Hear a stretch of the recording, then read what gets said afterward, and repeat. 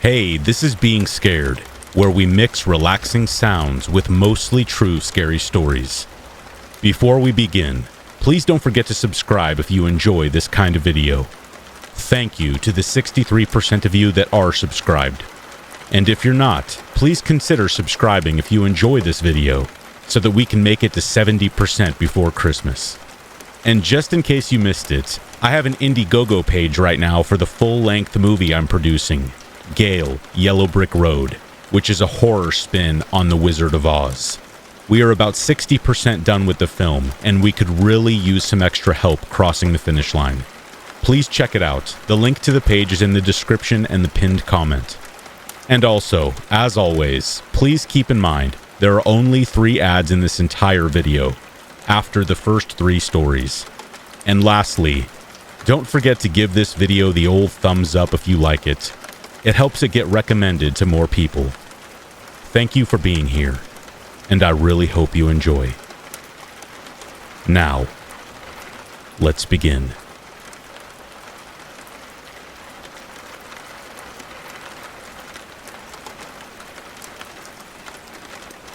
During the summer of 2012, I, a 9-year-old boy, was playing with my friends at my local park.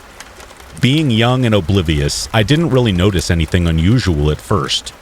I kept playing until I noticed my best friend, who was 1 year older than me, and someone I looked up to, staring at the tree line with a pale, wide-eyed look of sheer terror. He couldn't tear his gaze away from it. Curious and fearful about what could have caused such an intense reaction from someone I knew to be so fearless, I followed his eyes and tried to catch his gaze. As I looked over at the tree line, I slowly began to see a woman. Her features were hard to make out as the sun was shining directly behind the trees, blinding me. But even with that, I could see the way she was standing was surreal. Her feet were crouched on the ground, and she had her hands pressed against her eyebrows, like she was trying to make binoculars with her hands. Peculiar as it was, my friend and I decided to brush it off and continue playing. At our young ages, we weren't really aware of the dangers of the world, and were more focused on enjoying our time together before summer ended. A few hours later, around 10 or 11 p.m., I was lying in my bed when I heard an eerie sound coming from my window.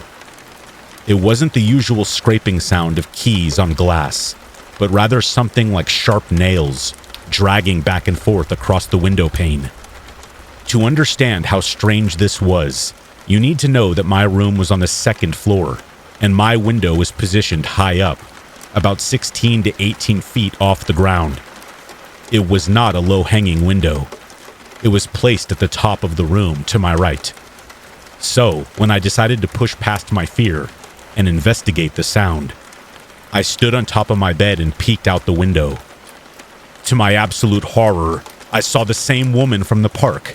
Even though I hadn't had a chance to get a good look at her features before, it was unmistakably her. Her unique posture and physique made it clear.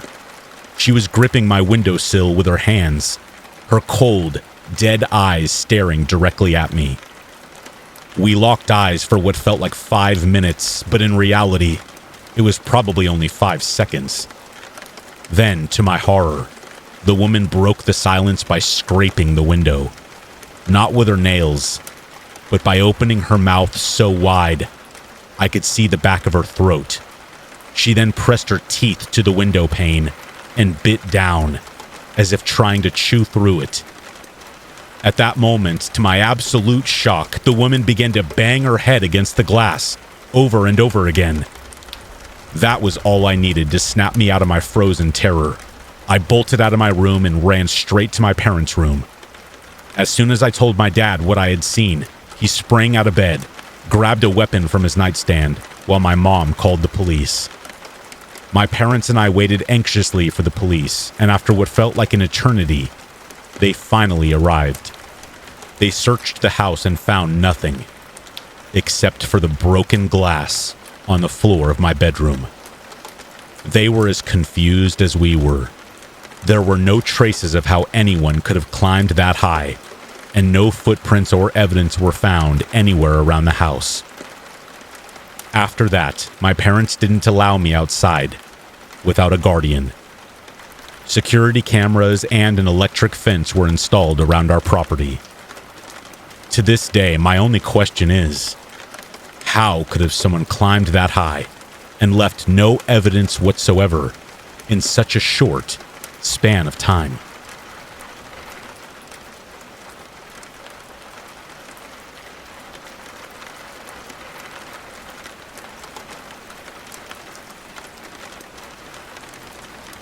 This story happened over the summer.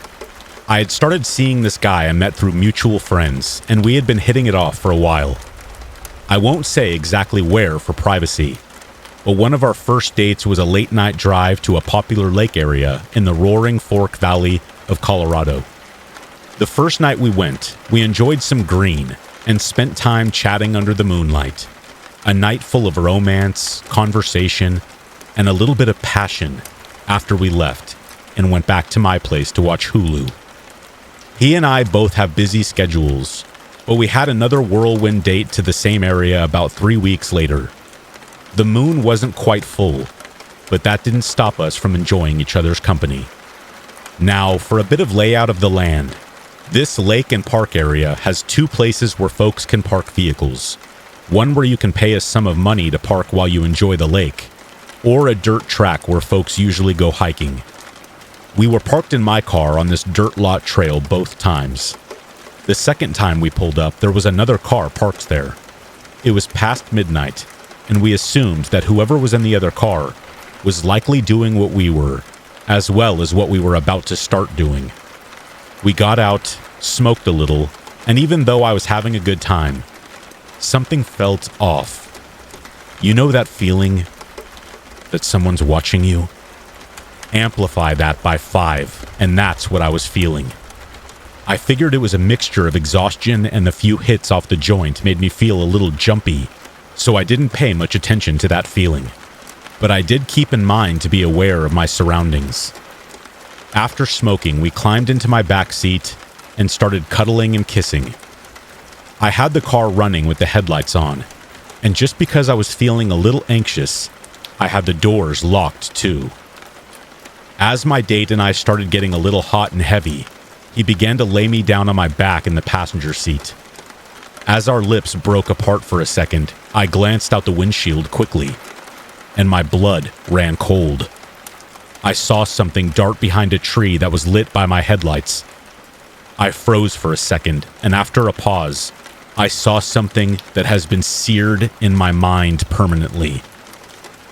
There was a shirtless old man wearing torn-up overalls with a scraggly beard peeking out from behind that tree, almost like a kid peeking around a corner during a game of hide-and-seek. It was almost as if he knew I saw him, because he quickly darted back behind the tree. But I could still see the side of his leg from where I was positioned. My date was still kissing my neck, and his head began to move back to my lips. But I stopped him and whispered, trying to remain as calm as possible, with the adrenaline rushing through me. I wish I was making this up, but we have to go right now. There's a man behind that tree right there. I motioned slowly with my head to where I had seen the man. I don't know how long he's been there. I don't want to find out. My date quickly darted his head to the side and whisper shouted, "No way." I instructed him to follow my lead. Since we had locked the car, I didn't want to exit the vehicle after seeing what I had seen. As carefully as I could, I sort of spider crawled over to my center console and settled into the seat. My date followed suit, accidentally bumping my head with his knee in the process. I began the process of trying to get the car out of that bumpy dirt lot as quickly as possible without bottoming out the car.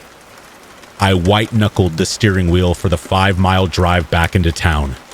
As soon as I was far enough away to finally process what had happened, I became nauseous from the fear.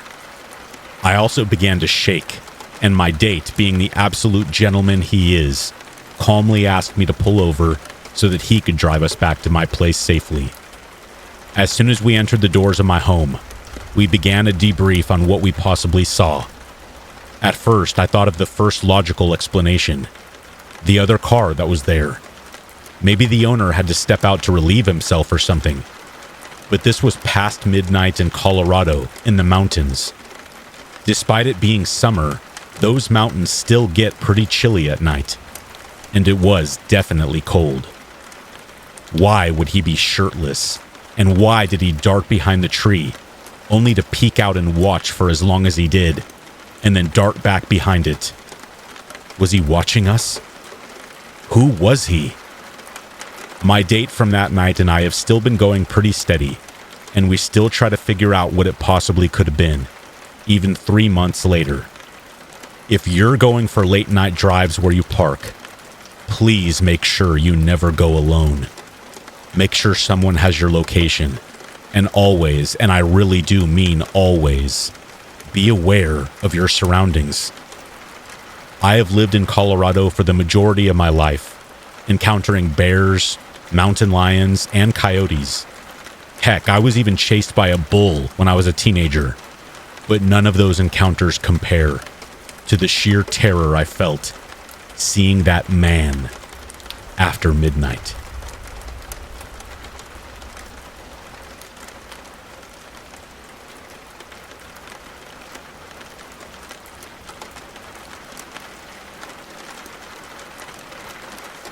Around the ages of 12 and 14, I would often sleep in my older brother's room. I would set up my blanket and pillow on the floor next to his bed, and we would talk about dreams and nightmares we had had, fictitious scenarios, and other random topics that I have no recollection of now. But after the conversation and laughter would end, I had to deal with the part I dreaded most about sleeping in his room: the awful silence and the oppressive darkness all around me. I could have sworn I would experience something paranormal almost every night in that room, whether it was lingering shadows that I may have very well been imagining, strange noises, or the time I felt an all too real sensation of something gripping my blanket. That happened while we were still awake, and I remember rushing my brother to turn the light on while I lay there in absolute terror. However, in typical paranormal fashion, nothing was there. But this one experience I had in that room still freaks me out to this day. One day, as I usually did, I decided to sleep in his room. The only thing I did differently that night was set up my sleeping space on his recliner. We talked for a few hours past midnight, and finally, we fell asleep. Or rather, he fell asleep. To tell the truth, I was stuck in my usual state of impending doom.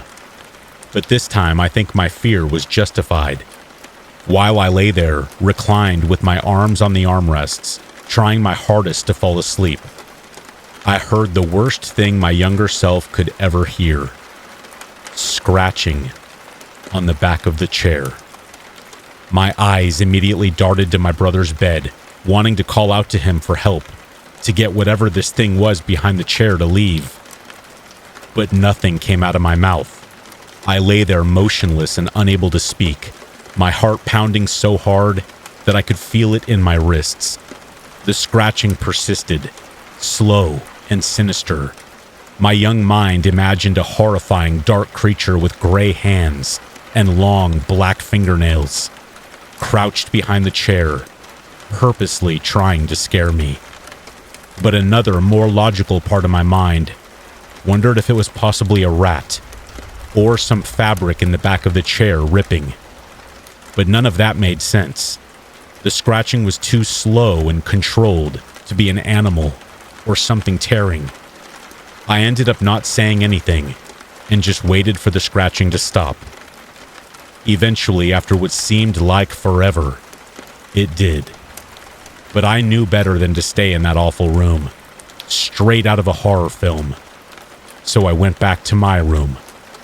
When I told everyone about the incident in the morning, I got a bunch of comments like, "That's creepy," or "That's weird," until it was brushed off. My brother never minded hearing things in his room. One time he heard an object fall off his windowsill in the middle of the night, and instead of getting freaked out like a normal person, he just thought, well, whatever, and went back to sleep. Now, I am not that type of person. Every paranormal experience I've had in that house is probably going to stay ingrained in my mind for the rest of my life.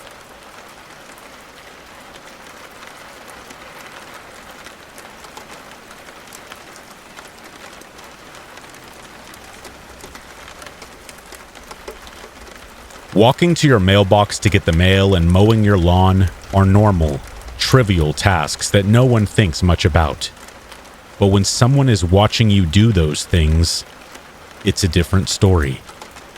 For as long as my dad could remember living there, every time he went outside to cut the grass or do any other task, she would be watching him from across the street, in the scorching Texas heat, out there in her nightgown. No shade, no drink, just sitting there. Her borderline emaciated figure and lack of expression stood out as concerning to my dad, and most times when he saw her, he would wave. But she never waved back. My mom said that when she would wave at the old woman, it would be returned, but for some reason, she never acknowledged my dad. One day, while my dad was sitting on the porch having a drink with his friend, the woman was there, quiet and motionless. A guy who lived with her returned home from work and was assumed to be her son. Tom parked his car in the driveway, got out, and walked right past her. What a jerk, my dad thought. He didn't even say hi to her or offer to bring her a drink or help her inside. He and his friend continued their conversation, and about 10 minutes later, Tom walked back outside. "Hey, man, do you want a beer?" my dad called out. He knew Tom, and though he was frustrated with his actions, or lack thereof, toward his mother, he thought he would invite him over and possibly ask him about her. Tom said yes and walked across the street to join them. After they chatted and got comfortable, my dad decided to bring it up. "Is that your mom who sits in the chair outside?" Tom looked confused. "What do you mean?" The old woman who sits in that chair every day," my dad said, waiting for him to catch on. But he didn't. My dad then went on to describe her appearance and informed Tom that he had been seeing her daily. It was difficult to tell whether Tom was shocked, sad, or scared.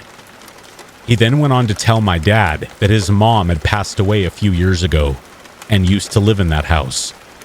The chair my dad said he saw her sitting in was her favorite chair. Tom brought my dad across the street to tell his girlfriend about what he had seen, and she was equally baffled. But it gave them comfort knowing that their mother was still there with them. Ghosts and demons weren't of any interest to my dad back in the day. He never believed in them. He thought any sightings of ghosts could be explained by logic and reason, and that the people telling the stories were just straight up lying, probably for attention. But this was one of the experiences that made him question what he believed and ponder the possibility of the spiritual realm, of good and evil.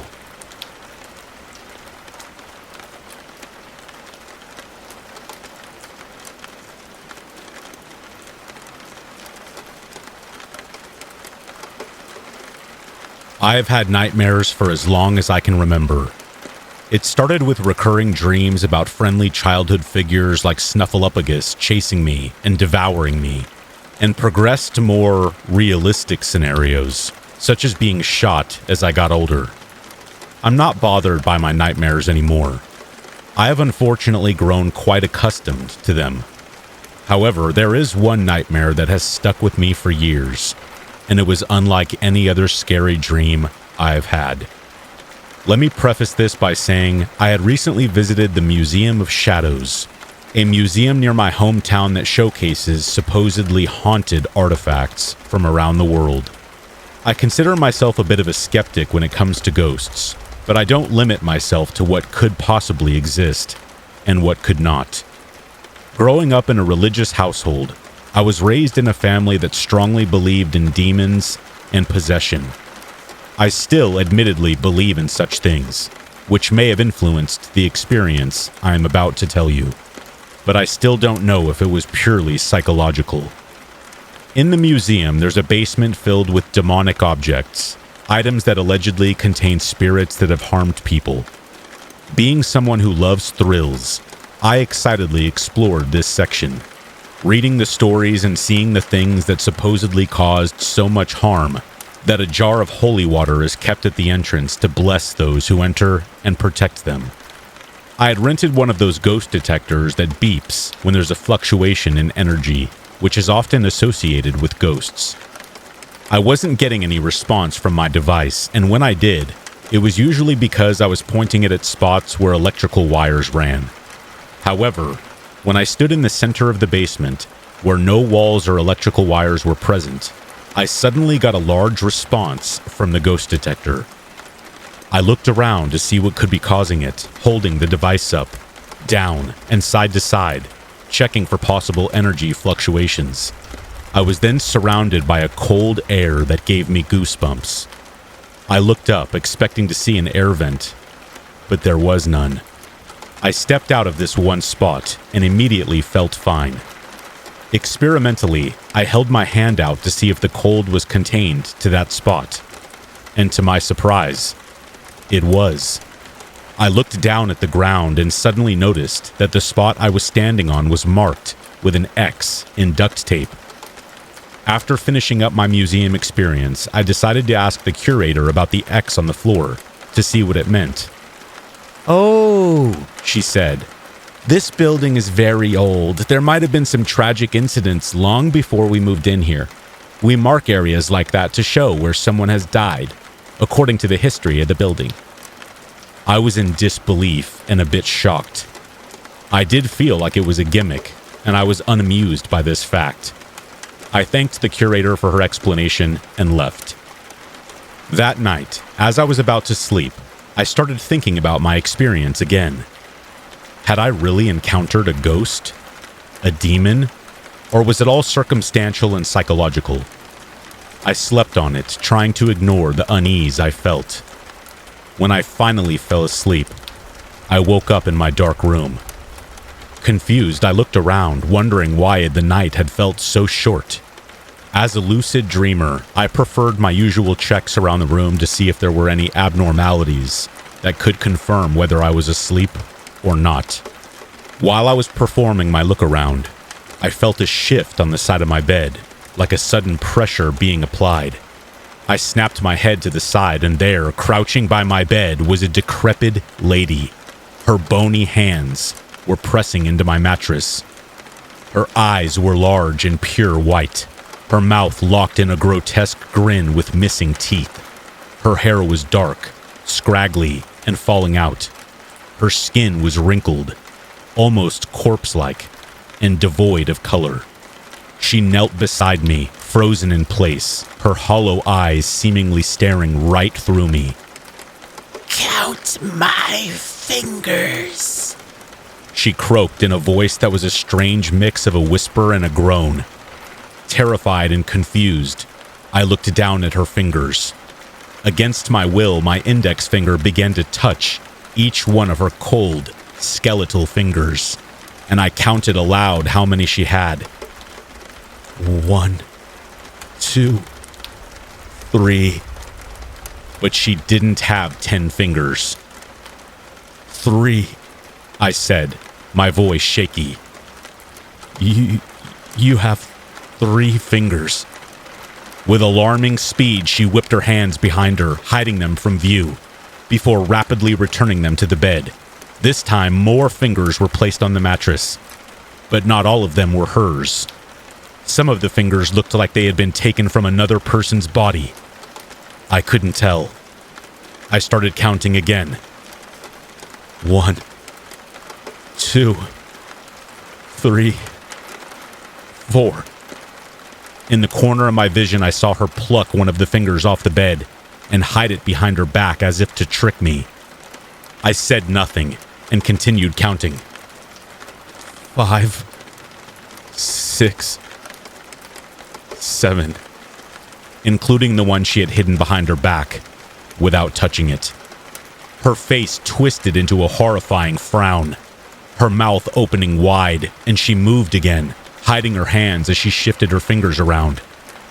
Then she placed a large sum of fingers on the bed. Her grin returned.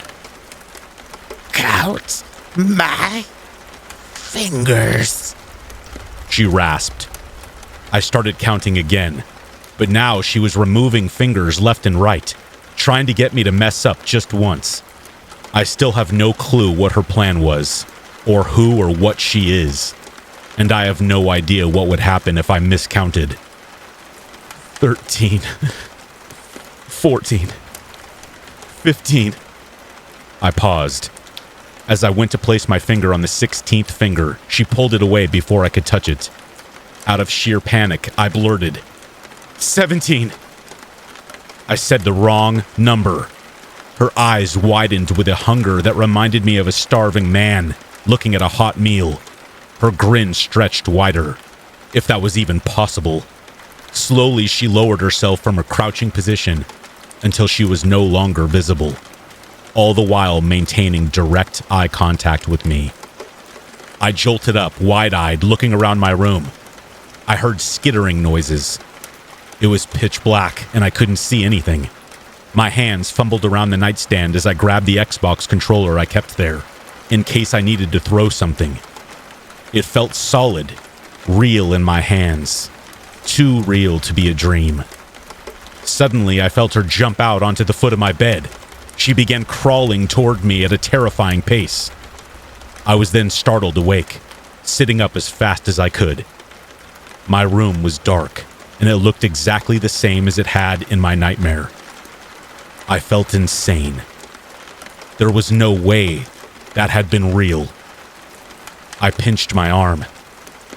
I was for sure awake this time, but in my left hand, I still gripped the black Xbox controller. I couldn't explain it. I am not someone who sleepwalks or does things like this in my sleep. My only conclusion was that it was a very vivid dream. But her face still haunts me. And I can't help but wonder, did a demon attach itself to me that night?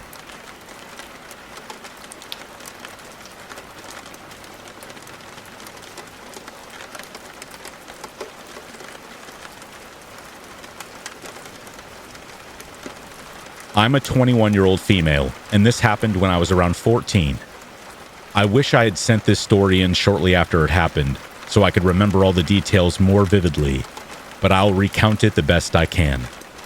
My best friend at the time, Courtney, and I were very into the world of the paranormal and all things spooky. We used to make Ouija boards out of paper, take them to our local park and graveyard, and play with them frequently. There are many stories I could tell about what happened during those sessions, but I'll save that for another time. Now, I am a firm believer that if you're calling out to the spirit realm, even just in your bedroom during the daytime, you're always leaving a door open, and anything could come through. I think that's what happened in our case, as we used to call out to things often, not just with the Ouija board. For some context, let me tell you about some other things that happened around that time. Courtney and I would have frequent sleepovers where we would watch movies, eat snacks, and just hang out. Nothing out of the ordinary would happen until we woke up in the morning. We used to top and tail in a single bed. For those unfamiliar with the term, it's when two people sleep in the same bed, but with their heads on opposite ends. I have always been a super light sleeper when sharing a bed with someone.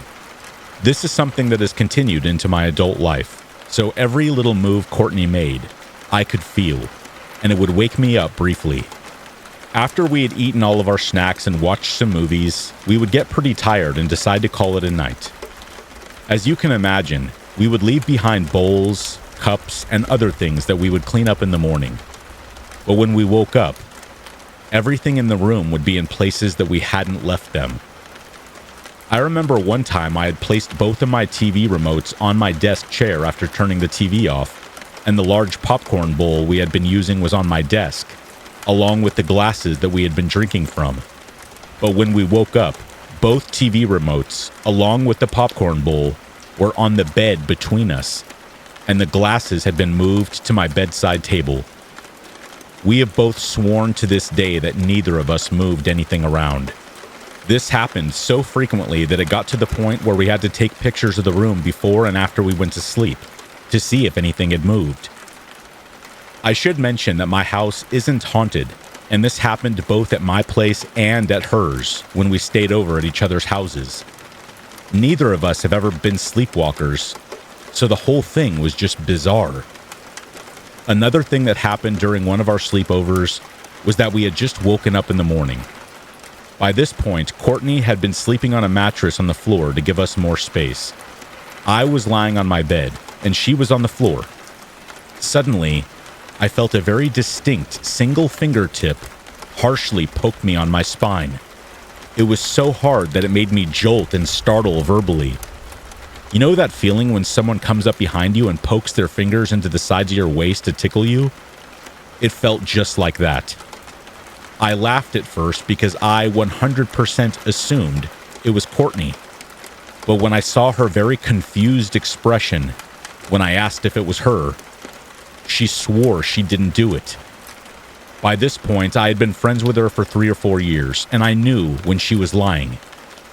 I knew she was serious, and I was freaked out, to say the least. Now, this last experience is the one I'm recounting in this post, and it's by far the most bizarre thing that's ever happened to me. I still can't explain it to this day. Courtney and I had agreed to have yet another sleepover.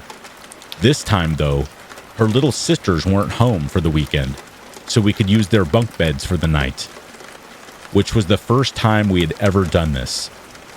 I should mention that around this time, we would often get boys' phone numbers and message them during our sleepovers, like most teenage girls do.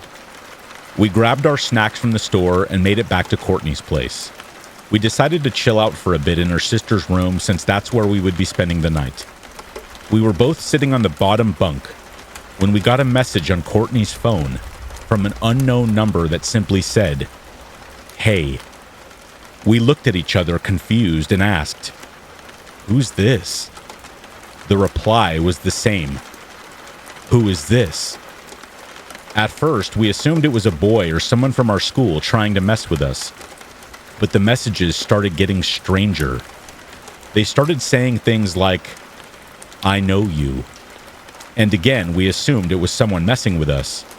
We played along, amused, and replied, "Okay, if you know me, what's my name?" The reply came back, "Courtney." At this point, we didn't think it was that strange. Maybe it was someone who knew us. But then it got creepier. The text started saying things like, "I see you," and "I can see you right now." We got a little freaked out, but we continued playing along, thinking it was still a prank. Courtney replied, "If you can see me, then what am I doing right now?" The response, "Sitting on your sister's bed." That's when our blood ran cold. How? We both looked out the window to see if we could spot anyone, but we saw nothing. We decided to shut the curtains just in case. The messages kept getting creepier, saying things like, "I know everything about you." At this point, we were getting really freaked out. We decided to ask something no one would know. Something Courtney did not tell people, just to rule out the possibility of a prank. No one knew her middle name. And that's when she asked, "What's my middle name?" The reply, "CBN." We were confused for a moment until my blood ran cold again. Those were Courtney's initials, her first, middle, and last name. I remember we asked the number, "Where are you?" It replied, "In the walls," which freaked us out even more. There were other creepy things the messages said, but those are the details I remember most vividly. We were pretty freaked out at this point, so we began cross-checking all the numbers I had in my phone against this one texting Courtney. After a while, we found a match. It was Courtney's own phone number sending the messages.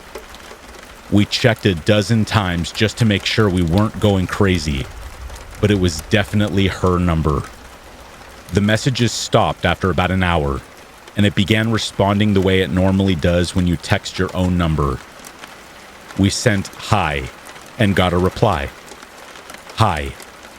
We sent how are you and got the reply. How are you? And so on.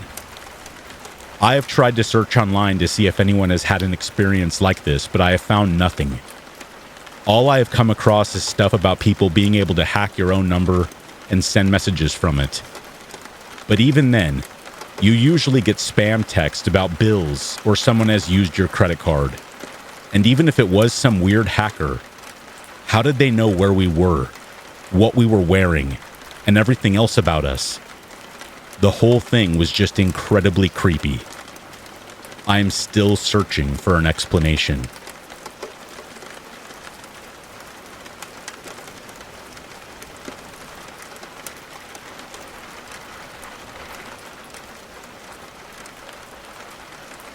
To provide some context, I was in my senior year of college. It was a bit stressful all around. In order to make some extra cash to fund my thesis project, I decided to pick up a job at a nationwide retailer that sold scented products, shower gels, candles, lotions, etc. What was nice about this job was that I was able to quickly move up from sales associate to key holder, essentially a manager on duty, within the year. This story takes place shortly after that promotion. Another thing to note is that the mall where I worked was an outdoor mall. In order for employees to run trash or shipments, every store had a back door that led to a private hallway, which then led to the outside. This way, we didn't have to worry about customers, and it provided a quick path to wherever we needed to go. So, with that in mind, this was one of the first nights I was not only in charge of the store, as the manager on duty, but I also had to close up, including balancing the tills, preparing the store for tomorrow, etc. My other closer had left at 9:30 p.m., and I was finishing up balancing the tills, checking all the numbers and counting the cash. Since we were closed and the doors were locked, I had my own music playing softly from my phone because our stereo system had broken earlier that day. As I was walking back with the money from the till to the safe, I began to hear a banging sound coming from our back door, the one that only employees use, which customers don't know about. At first, I figured it was someone from another store, probably trying to get in after closing time. I thought that they would stop once they saw the label on the door indicating it was our store and not theirs. Nope. The banging kept going for a good 5 minutes. At first, I didn't think much of it, but when I looked through the peephole, I saw nothing. And yet the banging continued. Then, I started hearing a voice from the other side of the door. "Let me in! Let me in!" It grew more and more annoyed with each repetition. Since I was the only one in the store, and I knew for sure it wasn't the coworker who had closed, I began to do what any 21-year-old would do. Panic. Should I call my store manager? It was 10 p.m. at night, and she worked the day shift. She was probably already in bed. Should I call the assistant store manager? Unlikely. She wasn't fond of me, and I doubted that she would answer. Should I call the store supervisor? A friend of mine? Yes. So I gave her a call, praying that she would pick up. She didn't. I called her 2 more times, hoping she would answer. But nothing. I realized I still had to finish any remaining closing duties. Leave, lock the store, and walk outside in the dark to my car in the Kohl's parking lot. About a 5-minute walk. Normally I wouldn't have cared, but not tonight. When the banging finally stopped, I poked my head out the back door to find no one. Nobody was there. I started to wonder if all the stress from college had been messing with my mind. since the person hadn't gotten into the store and I wasn't hurt, and it seemed like he was gone. I figured calling the cops wouldn't do much. I did, however, call security to ask for an escort to my car that night, which was a bit of a relief. Fast forward to the next day. I'm telling my coworkers about my creepy closing the previous night, and we are all speculating about what it could have been. Homeless person, drunk guy, etc. Just then, a man in a repairman type uniform walks into our store asking for our boss. I go to get her, and he proceeds to tell her that he's here to fix our stereo. Great. He also mentions offhand that he tried to stop by the day before, but he couldn't get in. At first, I thought, oh, that makes sense. He wanted to fix it while the store was closed, and there were no customers, so nothing could be disturbed. But here's the thing. I had worked the previous day. I never saw anyone come by to fix anything. And the man talking to us that day had a completely different voice from the guy I heard in the back hallway last night. So there's no way it could have been him trying to fix the stereo the day before. He said that he was the only one scheduled to work on our store, so it wasn't like it was a coworker of his. That's when it hit me.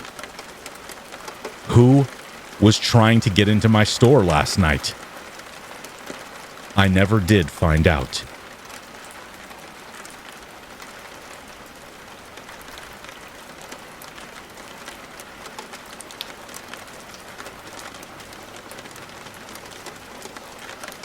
My family is from the rural townships of Ayrshire in western Scotland.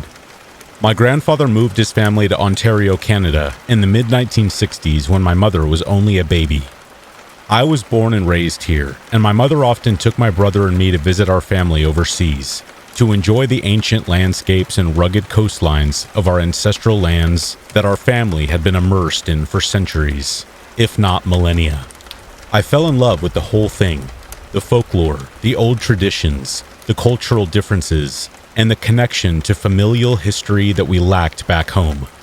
I had been brought up alongside folk tales and retellings of old kings, fairies, and spirits roaming the desolate fields and peat bogs of my ancestral homelands from a young age. For the most part, I took comfort in it. The far-fetched and fantastical mythology in familiar settings echoed a connection to a timeless past that I have always found to be something of a powerful emotional bond, something I could always count on in my darkest hours and my fondest daydreams. I always had a pretty wild imagination. At the best of times, I was prone to all sorts of bursts of creative inspiration: music, drawing, painting, and making up little games in my head. At the worst of times, I could be plagued with nightmares and anxieties about waking life. I was afraid of the hazards of the outside world, seen or unseen. What could go wrong? What I didn't know. And in particular, especially as the light scattered in the dimming of twilight and led into the dead of night, I was afraid of ghosts. In a sense, I did it to myself. I really enjoyed ghost stories, folk tales, and the like. Anything old, really. But with my overactive imagination, such a young and fearful demeanor, I would frequently spook myself.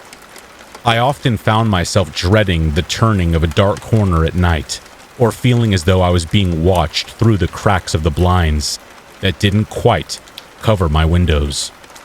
At night, before bed, I would watch television programs about ghost stories and unexplainable accounts of all manner of paranormal activities. Of course, being from the background I was, my favorite stories were about old buildings, castles, and the hidden catacombs of Britain and Europe. Anything that seemed outlandish was right at home amidst the late-night glow of the box TV in the living room, while I sat there snacking until the very last minute I could get away with before being ushered up to my room to go to sleep. Most nights were pretty uneventful for me, but I've always been the sort of person to wake up in the dead of night, around 2:30 to 4 o'clock a.m., for whatever reason, and usually I was able to drift off back to sleep with relative ease whenever this happened. On occasion, I would wake up to a feeling of being watched, which usually preceded a sense of dread or doom, like I was lying in bed, ever exposed to some sort of inevitable terror hidden just behind the closet door, or on the other side of the window, peering in through the cracks of my blinds, or worse yet, right behind my back as I lay still on my belly, shrouded by a thin blanket that somehow kept me safe from harm. One summer when I was 11 or 12, I woke up in the middle of the night during a sweltering heat wave. The hum of the air conditioner loudly worked away through the humid and sticky July air, a common sound at this hour, cut only by the odd flyby of squeaking bats over the high treetops in the woods across from my house. But when I awoke, I became aware of absolute silence in my immediate surroundings. No sound of crickets, no bat screeching, no rise and fall of my family's breathing. The air conditioner had stopped. I didn't think much of this at first, and for a while, I just sat in the silence and looked around my room in an almost peaceful state. For about 20 minutes, I sat still in the silence, just awake in thought. The sort of liminal headspace where you aren't really thinking about anything, but your mind is tuned in and active nonetheless. I began to think it was a little too quiet, almost like it was unnatural. I tried to brush the feeling off, but as I started to notice how out of place the lack of sound was, I began to feel a building sense of dread, like it was permeating my room through the walls. At first, it was only slight, as if I were just starting to spook myself with my mind wandering. But eventually, it became uncomfortable. Off in the distance, I heard some sort of high-pitched hum, but even from my upstairs bedroom, I could tell that it wasn't coming from the air conditioning units or from anywhere on the property. It seemed to be coming from the other side of the empty field that sat across the road between us and the forest. I couldn't tell what it was, only where it was coming from. It almost sounded like the whinnying cry of a horse, faint and muted by the distance. It would start and fade back into silence, then return again. I told myself it was just some animal, maybe a screech owl or something I hadn't heard before. As I listened, the sound became more frequent, and every time it rang out over the hills, cutting through the silence, it seemed to be getting louder, as if it were getting closer. The ongoing sense of dread surrounding me intensified tenfold. Each time the sound got louder and more frequent. As the pitch gained in volume and frequency, I noticed the unmistakable sound of hooves trotting up to the house as if on some cobblestone road, old and unseen. They slowly clip-clopped up to what I perceived as the front of our lot and seemed to make their way up the driveway. By this time, the sound had become almost uniform and was no longer coming and going. It ceased to be unknown to my young mind and now sounded undeniably like the wailing of a woman. Whoever it was sounded as if they were coming right up to my window. I could hear the breath of a stationary horse positioned directly under my window, down where the driveway met the gate to our side yard. I was absolutely petrified. I shut my eyes almost immediately and rolled over quickly, curling up and huddling underneath my bedsheets until it was all over. It seemed like ages, but the woman eventually stopped shrieking. But I didn't hear anybody leave. I was still so scared, and I was more afraid than I've ever been, even to just move, lest it be some fatal miscalculation on my part. The sense of dread was still there, but things seemed to lessen to some degree. It wasn't so pervasive, and I no longer felt my world was coming apart at its seams. But still, as I lay curled up in the safe shroud of my thin bed sheets in the summer heat, I could hear her. At this point, she seemed to be murmuring, softly crying from down under my window. Curiosity eventually got the better of me, and looking back, That same curiosity could very well be the death of me one day. With care, I slowly swung myself out of bed and softly crept low up to the window, peering out from just above the sill to see down into the side yard where our kitchen light shone out onto the path and the gate that led to the driveway. Down on the other side of the gate, I could see the faint outline of a shrouded woman, head bowed down, sobbing into her hands.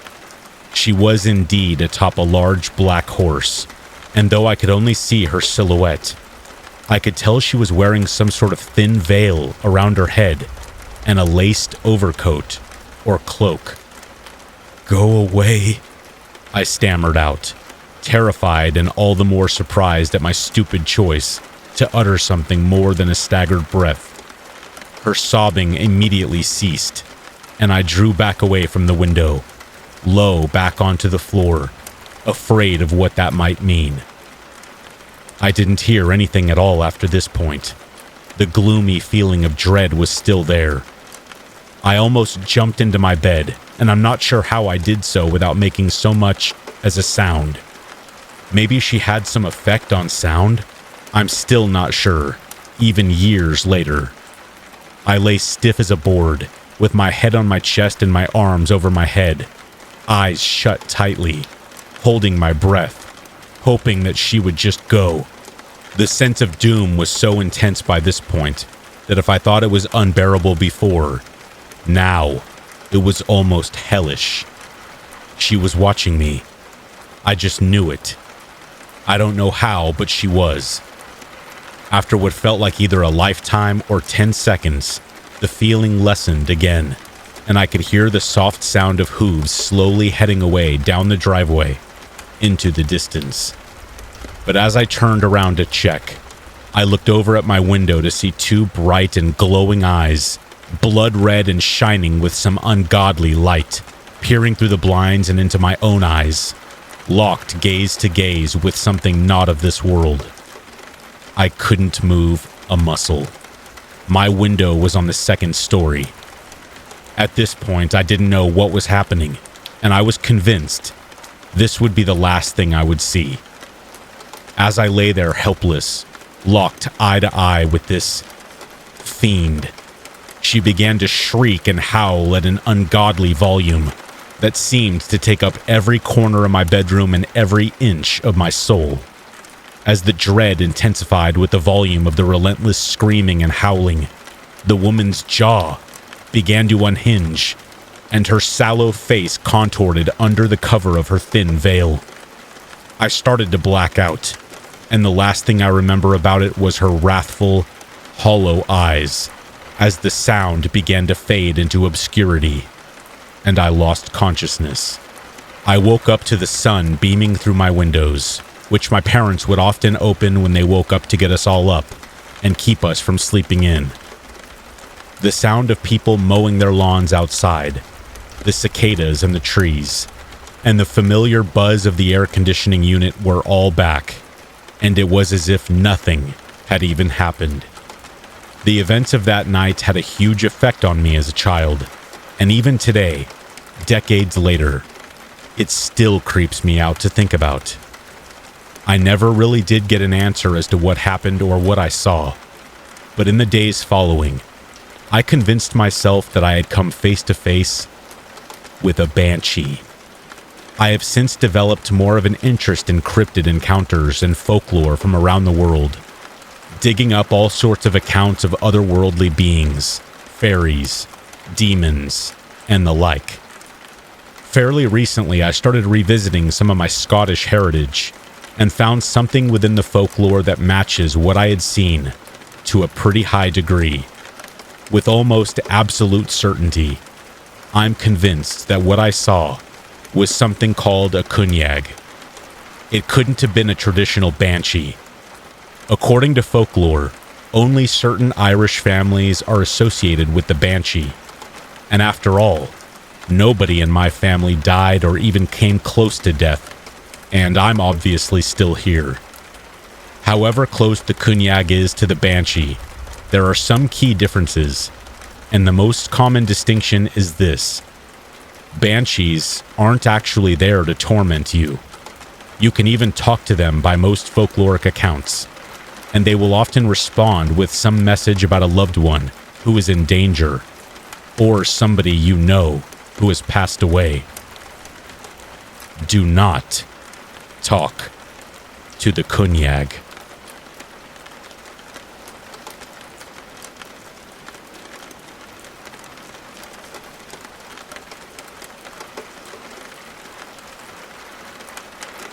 My grandma was a simple woman, a firm yet kind mother, a nurturing gardener, a passionate baker, and above all, a devout Christian. Her identity revolved entirely around her faith. Even her sense of humor was so plain that the plainness itself was what made her funny. We had all had our quarrels with her over staunch religiousness, but beneath it all, we knew she cared so much. She just couldn't bear the thought of our poor souls being damned. That was the world she lived in, but she was a loving grandma. When I was young and sleeping at her house, I often was too scared to sleep alone.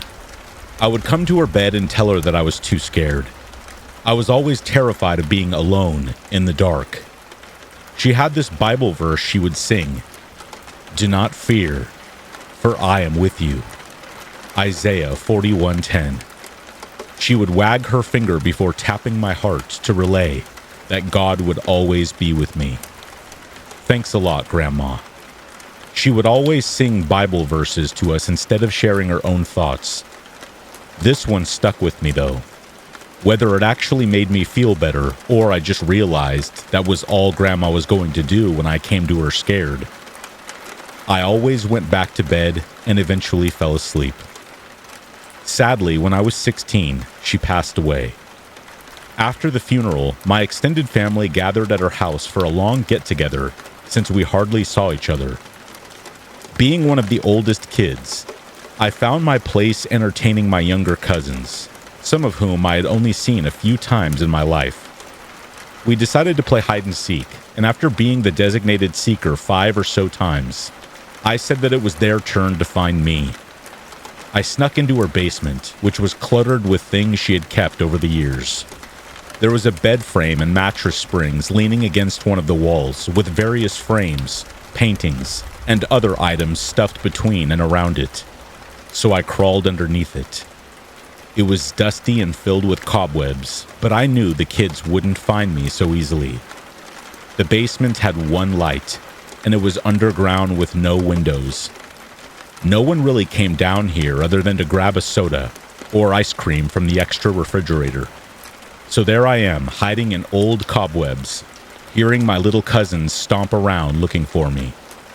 They came down to the basement to look around, and then sped off somewhere else. After a while, I started to move out a little, and the bed frame shifted, pinning me against the concrete wall a bit. I start working my way out, but my feet are stuck in an awkward position that I can't do anything about. Just when I'm halfway emerged, someone opens the door, and I realize the kids have now found me and the game's over. Oh well, I'm ready to come out anyway, I think. But then, the light goes out and the door shuts. One of the grown-ups must have figured the kids were finished playing in the basement and didn't want them down there anymore. So they turned off the light and shut the door. Now it's pitch black. I am cramped against this wall. I am not okay with this. I start struggling to move out of the way, and panic starts to set in. I shout, "Hey, I'm down here!" But no one can hear me. It was only probably 10 seconds of panicking in the darkness, and then I heard it. "Do not fear, for I am with you." Isaiah 41:10. My blood freezes. I can't breathe. I know what I heard, and I know whose voice I heard it. I stood in absolute bewilderment, with the lower half of my body still pinned under the bed frame. "Grandma?" Silence. Only the silence that follows after you hear the words of your dead grandma while you're trapped in a pitch black room blares in your head. Alarm bells ringing. I panic. I start shouting and shoving my way through the debris when suddenly the door opens and the light flips on. Little careful footsteps inch down the stairs. "Found you!" It was one of the littlest of my cousins, my niece, Sarah, only about 4 or 5 years old. Sweating, I relent. "Oh, God, you sure did. Great job. Now let's get out of here." I start up the stairs, but she's at the bottom, staring into the cluttered room. I admit, I was eager to forget what had just happened down there, but as if that were ever possible, it was about to be firmly cemented into my memory. "Come on, Sarah, let's go upstairs," I said in my best sweet uncle voice. Still looking into the dark corner of the basement, she started waving her hand. "Bye-bye, I love you too, Grandma." My breath was pulled from my lungs. The hair on the back of my neck stood on end, and little Sarah just carefully crawled back up the stairs on all fours, like kids do. I took a moment, drew in one last breath of the dusty basement air, and said, "Goodbye, Grandma," before I followed her up the stairs. Since then, I have wondered why only little Sarah came down to get me and no one followed her. I have theorized maybe Grandma led her into the basement. I could have hurt myself in the dark down there. I think Grandma would have been worried. It's funny. That Bible verse used to be what she would tell me so I wouldn't be scared. And it ended up being the single most terrifying thing that I've ever heard. Well, thanks for trying, Grandma. I love you too.